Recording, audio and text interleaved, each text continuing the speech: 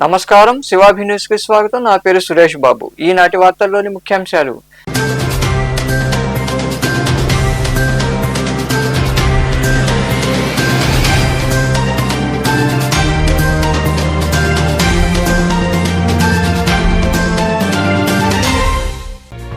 అంగన్వాడీ కార్యకర్తలపై కూటమి ప్రభుత్వం దాడులు సరికాదు. విజయవాడలో జరిగిన ఘటన నిరసిస్తూ గూడూరు పాత బస్టాండ్ ప్రాంతంలో ఉన్న అంబేద్కర్ విగ్రహం వద్ద ధర్నా చేపట్టిన వివిధ సంఘాల నాయకులు.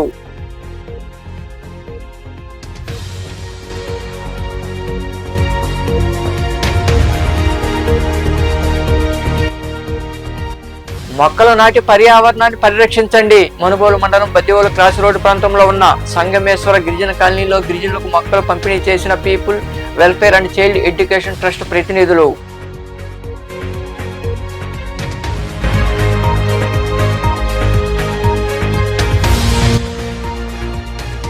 పేదలకు ఉచిత వైద్య శిబిరం. కోట పట్టణంలోని కోటమ్మ తల్లి అమ్మవారి ఆలయం వద్ద ఎంవీ రావు ఫౌండేషన్ ఆధ్వర్యంలో ఉచిత వైద్య శిబిరం. రోగులను పరీక్షించి మందులు అందజేసిన వైద్యులు.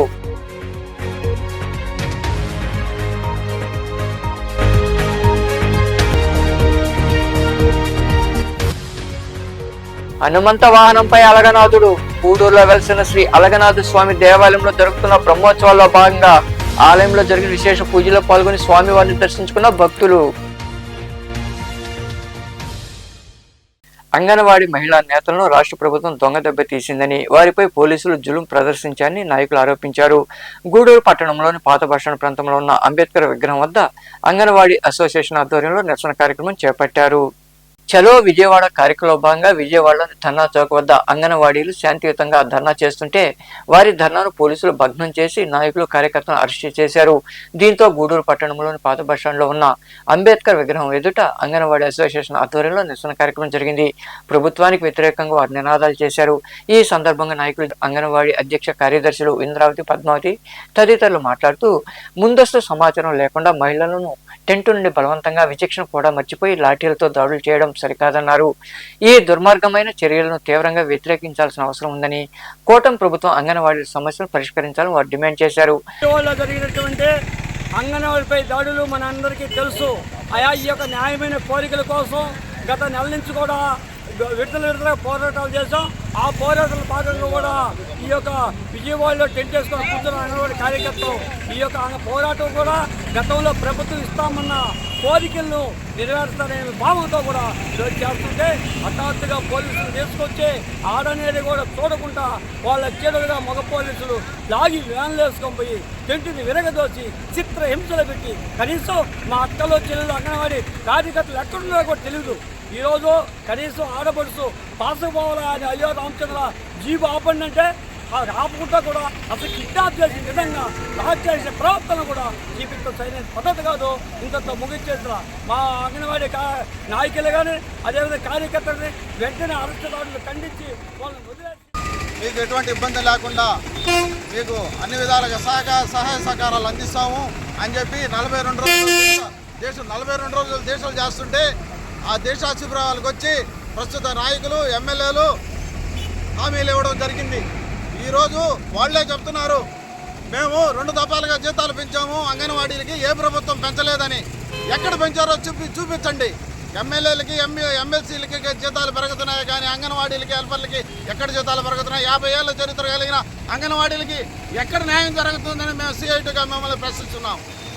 వాళ్ళ న్యాయమైన పోరాటానికి, న్యాయమైన కోరికలకి శాంతియుతంగా ఫిబ్రవరి 23వ తేదీ నుంచి దశల వారీగా వాళ్ళు నిరాహార దీక్షలు చేస్తుంటే చలో విజయవాడ కార్యక్రమానికి 2వ తేదీ ఆడికి వెళ్తే విజయవాడకి రాత్రి ఏకాజామున శిబిరంలో లైట్లు ఆర్పేసి మహిళలు అనేది చూడకుండా విశేషణ రహితంగా కూటమి ప్రభుత్వం వాళ్ళని లాగి వ్యాన్లలో వేసుకొని కనీసం మంచినీళ్ళు కడియకుండా వాళ్ళు వ్యాన్లలో తిప్పుతున్నారు.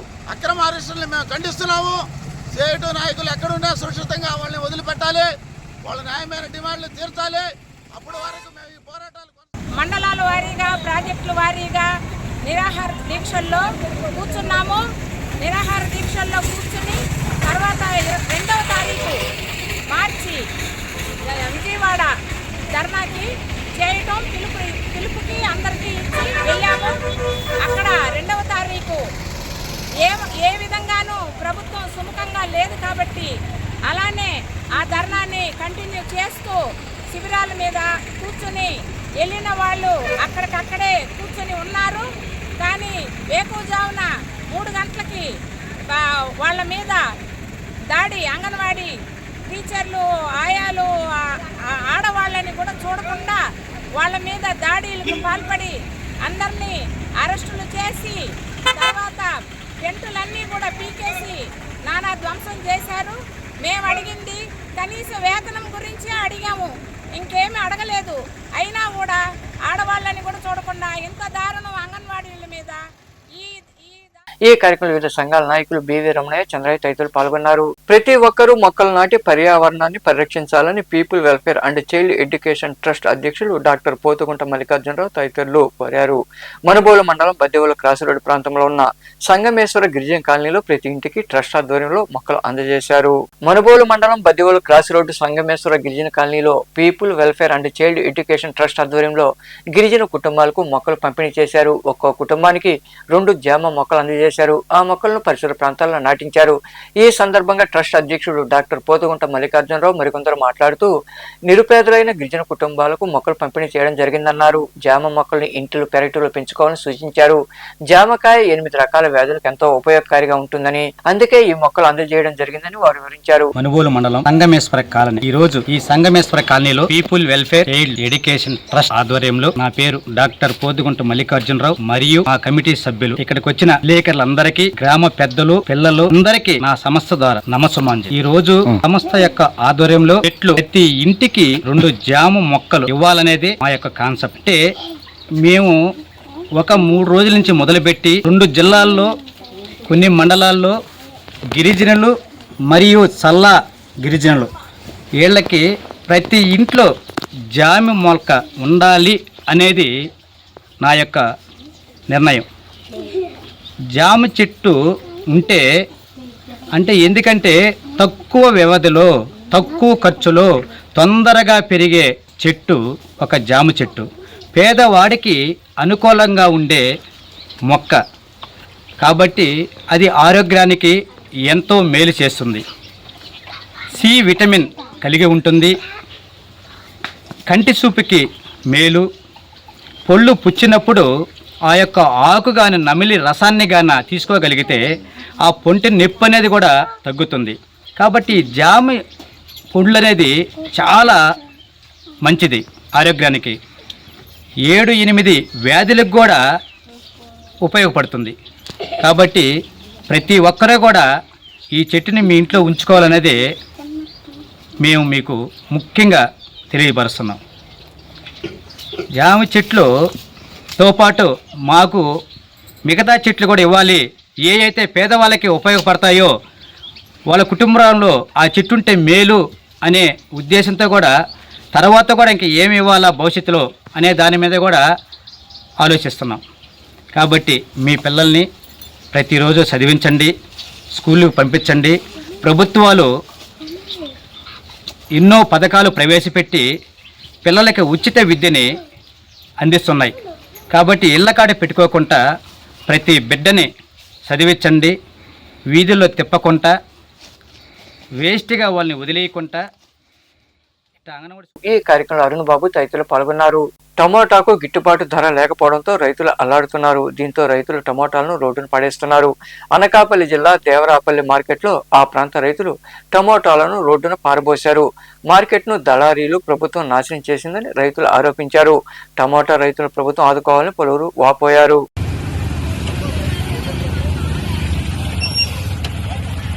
అనకాపల్లి జిల్లాలోని దేవరాపల్లి హోల్సేల్ కాయగూరల మార్కెట్ ఏదైతే ఉందో దీనికి 100 ఏళ్ళు చరిత్ర కలిగినటువంటి కాయగూరల మార్కెట్ ఇది. ఒకప్పుడు వంకాయ బరంపురం, ఒరిస్సా, ఇతర రాష్ట్రాలకు వెళ్ళినటువంటి చరిత్ర కలిగినటువంటిది ఇది. ఇక్కడ దేవరాపల్లి వంకాయ అంటే అత్యంత పేరు కలిగినటువంటి మార్కెట్ ఇది. దీన్ని ఈరోజు దళారీలు ప్రభుత్వం నిర్వీర్యం చేసి రైతాంగాన్ని రోజు సర్వనాశనం చేసేటువంటి పరిస్థితికి ఈ రోజు పాలకవర్గాలు తీసుకొచ్చాయి. ప్రధానంగా ఈ రోజు టమాటా సీజన్ అటువంటిది ఈ రోజు వచ్చింది. టమాటా సీజన్ లో రైతులు ఎకరాకి 30,000-40,000 రూపాయలు పెట్టుబడి పెట్టి టమాటాలు పండిస్తే వాళ్ళేమో ఇక్కడ మార్కెట్ తీసుకొస్తే కొనే నాదుడే లేడు. 30 రూపాయలకి 50 రూపాయలకి టమాటాలు ఈ రోజు దళారీలు కొనేటువంటి పరిస్థితి ఉంది. ఒకవేళ దాచుకుందామంటే ఇక్కడ కోల్డ్ స్టోరేజ్ కానీ నిలువ నీడలేటువంటి పరిస్థితి. ఇక్కడ ఎండొచ్చినా వాన వచ్చినా పశువుల కన్నా అధ్వానంగా ఈ రోజు రైతులు చూస్తుంటారు. రైతు ఏమో ఈ దేశానికి తిండి పెట్టినటువంటి రైతు, ఈ రైతుని ఈ రోజు దుఃఖపెట్టినటువంటి కంట కన్నీరు కార్చినటువంటి పాలక వర్గాలకు రైతాంగం యొక్క ఉసురు తగులుతుందని చెప్పేసి మేము స్పష్టంగా చెప్పదలుచుకున్నాం. కాబట్టి ఇటువంటి ప్రభుత్వం పాలక వర్గాలు రైతాంగాన్ని నిబద్ధం సరైనది కాదు. అనేక సంవత్సరాల నుంచి కోల్డ్ స్టోరేజ్ కట్టాలని చెప్పేసి ఇక్కడ డిమాండ్ ఉంది. కోల్డ్ స్టోరేజ్ లేదు, ఇక్కడ నిలువ నీరు లేదు, వర్షం వచ్చినా ఎండ వచ్చినా తీవ్రమైన ఇబ్బంది. ఆశీలు మాత్రం ఈ రోజు విపరీతంగా డబ్బులు వసూలు చేస్తారు, వీళ్ళకి నిలువ నీడటువంటిది ఏర్పాటు చేయరు. కాబట్టి ఆశీల డబ్బులు కూడా రాక ఒక రైతు ఈ రోజు టమాటీలు రోడ్డు మీద పోసేసి మాకు ఇక్కడ టమాటీలు పండించడం పశువులకే వదిలేస్తాను. కాబట్టి ఇది అత్యంత కోట పట్టణంలోని శ్రీ కోటమ్మ తల్లి అమ్మవారి ఆలయ ఆవరణలో నల్లపురెడ్డి సుదర్శనమ్మ మొదటి వర్ధంతిని పురస్కరించుకుని నల్లపురెడ్డి జగన్మోహన్ రెడ్డి ఆయురారోగ్యాలతో ఆనందంగా ఉండాలని కోరుకుంటూ ఉచిత కంటి వైద్య శిబిరాన్ని ఎంవీ రావు ఫౌండేషన్ ఆధ్వర్యంలో నిర్వహించారు. ఈ శిబిరంలో రోగులను పరీక్షించి మందులు అందజేశారు. ఈ శిబిరాన్ని కోట ఎంపీటీసీ సభ్యులు ముబీనా భాష ప్రారంభించారు. ఈ కార్యక్రమంలో ఫౌండేషన్ అధ్యక్ష కార్యదర్శులు ముప్పవరపు లీలా మోహనకృష్ణ, విజయలక్ష్మి, వైద్యులు రమేష్ తదితరులు పాల్గొన్నారు.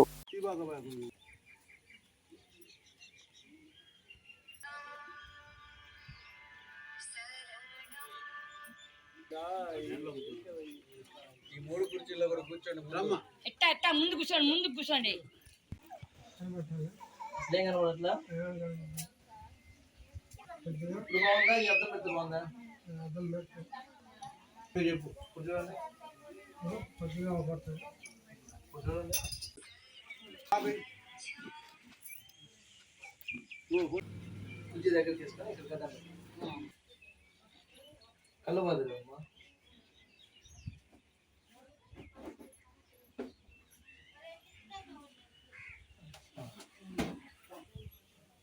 కంటి గుడ్డది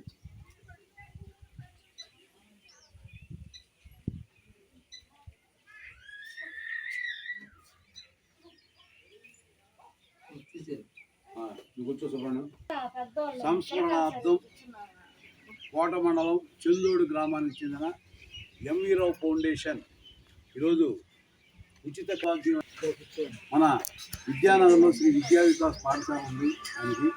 అదేవిధంగా ఉద్యోగిగా మన చంద్రశేఖర్ రెడ్డి గారు, నల్లపల్లి చంద్రశేఖర్ రెడ్డి గారి దయతో ఉద్యోగం సంపాదించుకుంది. అనంతరం చిట్టేడు, కొప్పుపాడు గ్రామాల్లో ఆయన చదువుకున్న చదువుకు అంటే ఆయన కేవలం PUC చదివాడు. ఆ తర్వాత మా అమ్మగారి సహకారంతో రాత్రి వేళల్లో మేలుకొని BA, BED, MA, MED ఆ విధులు చేస్తూ చదువుకున్నారు. ఆ చదువుకున్న చదువుకు ఆయన ఆఖరి దశలో కలువాయి మండలం కూలూరు జూనియర్ కళాశాలలో అధ్యాపకులుగా రిటైర్ అయ్యారు. ఆ రిటైర్ అయిన తర్వాత శ్రీ విద్యా వికాస్ పాఠశాల విద్యాలయంలో ఏర్పాటు చేశారు. ఆయన 2008 వరకు విద్యా వికాస్ పాఠశాల నిర్వహిస్తూ పేద విద్యార్థుల కోసం అభివృద్ధి నిర్దేశిస్తూ అతి తక్కువ రేట్లతో కొన్ని అనివార్య కారణాలప్పుడు ఆయన సేవ అయోగం. అదేవిధంగా ఆయన నిర్మాణంతో 2009లో ఈ ఎంవీ రావు ఫౌండేషన్ ప్రారంభించి ఆనాటి నుంచి కేవలం మారుమూల ప్రాంతాల్లో, గిరిజన ప్రాంతాల్లో, దళిత వాడల్లో మనం కంటి వైద్య శిబిరాలు, రక్తదాన శిబిరాలు, చలివేంద్రాలు, అదేవిధంగా ఎన్నో వైద్య శిబిరాలు ఏర్పాటు చేసి నేటికి దాదాపు చేసుకుంటారు ఆశిస్తూ మన కోట పట్టణానికి చెందిన రమేష్ ఐకేర్ వారు ఈ కంటి వైద్యశాలను ప్రారంభించి డాక్టర్ రమేష్ గారు అందరికీ కంప్యూటర్ ద్వారా కంటి పరీక్షలు చేసి ఎంపీటీసీ అయిన కలువాయి మండలంలోని మాదన్నవారిపాలెంలో రైతు గొర్రెలు మేపుకుంటూ జీవనం సాగిస్తున్నాడు. ఈ క్రమంలో భాగంగా దొడ్డిలో ఉన్న గొర్రెలు ఉండగా అర్ధరాత్రి సమయంలో వీధి కుక్కలు లోపలకు జొరబడి దాడి చేయడంతో 7 గొర్రెలు మృత్యుందాయని బాధితుడు వాపోయాడు. పంచాయతీ అధికారులు స్పందించి వీధి కుక్కలను పట్టేందుకు చర్యలు చేపట్టాలని, ప్రభుత్వం ద్వారా సాయం అందించాలని రైతు వేడుకున్నాడు.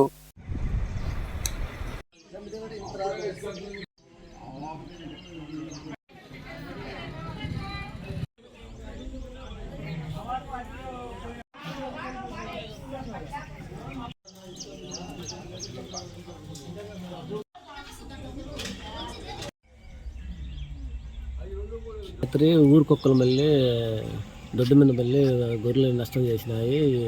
పంచాయతీ వారు పంచాయతీ కార్యదర్శులు ఇది గవర్నమెంట్ పట్టించుకోవాల్సిందిగా కోరుకుంటున్నాము. మాకు గవర్నమెంట్ తరఫున నష్టపరిహారం కట్టించవలసిందిగా కోరుకుంటున్నాం. గూడూరు పట్టణంలోని త్యాగరాజు వీధిలో వెలసిన శ్రీ కళ్యాణ వీరభద్ర స్వామి దేవాలయంలో మంగళవారం నిర్వాహకులు మునిమోహన్ ఆధ్వర్యంలో అన్నదాన కార్యక్రమం జరిగింది. భక్తులు ఇరువుగా పాల్గొని అన్నదాన కార్యక్రమాన్ని జయప్రదం చేశారు. ఉభయదాతలుగా సాయిరెడ్డి పేరున పెంచెల్రెడ్డి ప్రసూన వ్యవహరించారు.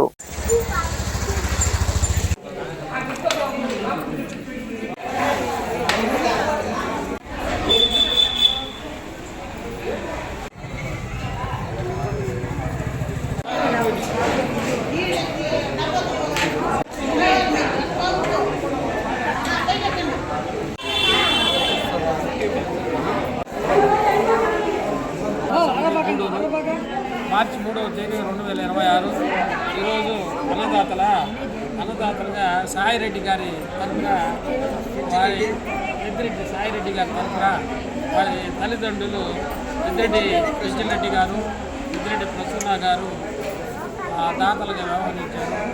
వాళ్ళ అబ్బాయికి ఉద్యోగం వచ్చిన సందర్భంలో ఈ అన్నదానాన్ని చేస్తున్నారు. కాబట్టి వాళ్ళకి వాళ్ళ కుటుంబ సభ్యులకి వాళ్ళ అబ్బాయికి అందరికీ ఆరోగ్య ఐశ్వర్యాలు అభివృద్ధి కలగాలని భగవంతుడు. గూడూరు పట్టణంలో కొలువైన శ్రీ అలగనాథ స్వామి దేవాలయంలో స్వామివారి వార్షిక బ్రహ్మోత్సవాలు వైభవంగా జరుగుతున్నాయి. ఉత్సవాల్లో భాగంగా అలగనాథుడు హనుమంత వాహనంపై భక్తులకు దర్శనమిచ్చారు. అనంతరం గ్రామోత్సవం ఘనంగా జరిగింది. ఆలయంలో జరిగిన విశేష పూజల్లో భక్తులు పాల్గొని స్వామివారిని దర్శించుకుని తీర్థప్రసాదాలు స్వీకరించారు.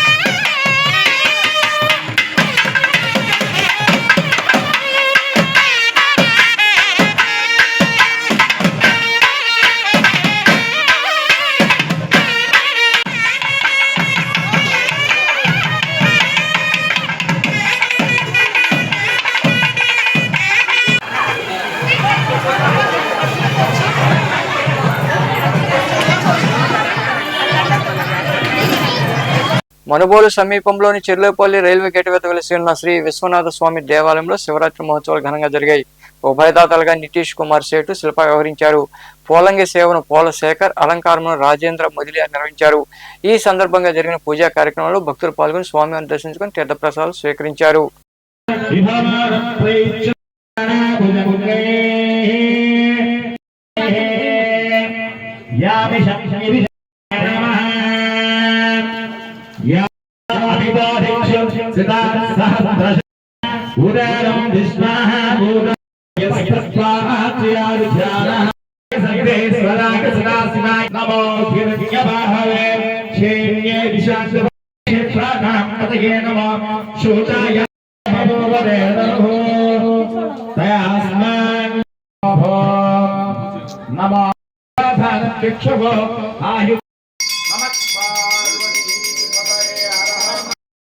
ये तेनी ज्योतिर्लिंगानि सायं कातपरेन्न ऊर्ध्वाय नमः ऊर्ध्वलिंगाय नमः ईश्वरीगं सर्वभूतानां तामिहोपक्वयस्य अग्नभ्यो अप्स्योषधीषयो रुद्रामि सरस्वती नर्मदा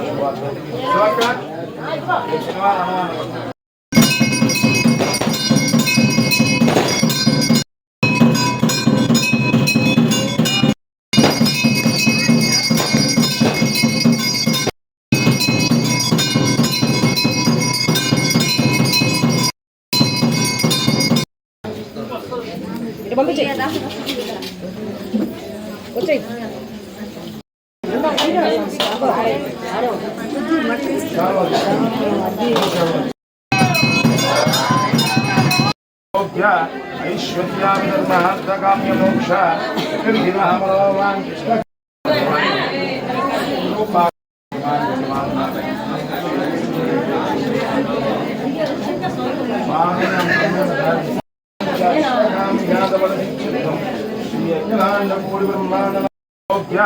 ऐश्वर्यामिधर्महर्तकाम्य मोक्ष निर्विघ्नमरोवान् कृष्ण काम्यानवधि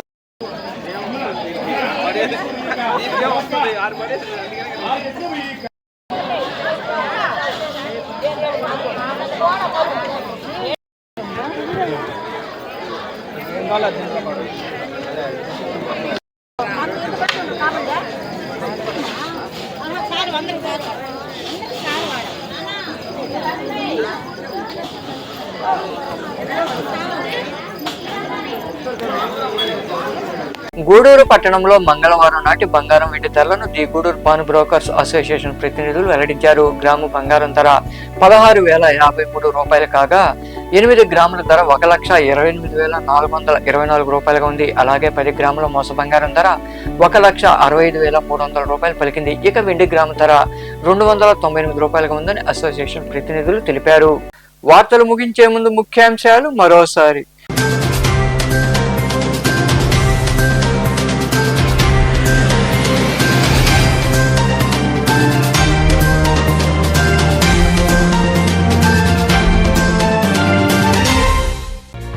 అంగన్వాడీ కార్యకర్తలపై కూటమి ప్రభుత్వం దాడులు సరికాదు.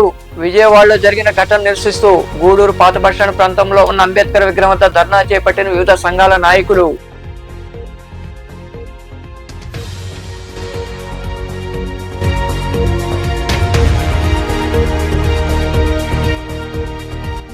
మొక్కలు నాటి పర్యావరణాన్ని పరిరక్షించండి. మనుబోలు మండలం బద్దివోలు క్రాస్ రోడ్డు ప్రాంతంలో ఉన్న సంగమేశ్వర గిరిజన కాలనీలో గిరిజనులకు మొక్కలు పంపిణీ చేసిన people welfare and child education trust ప్రతినిధులు.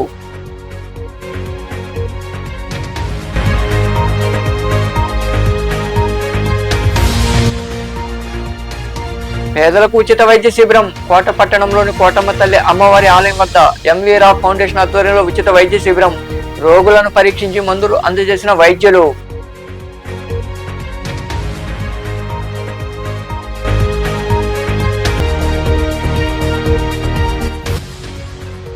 హనుమంత వాహనంపై అలగనాథుడు.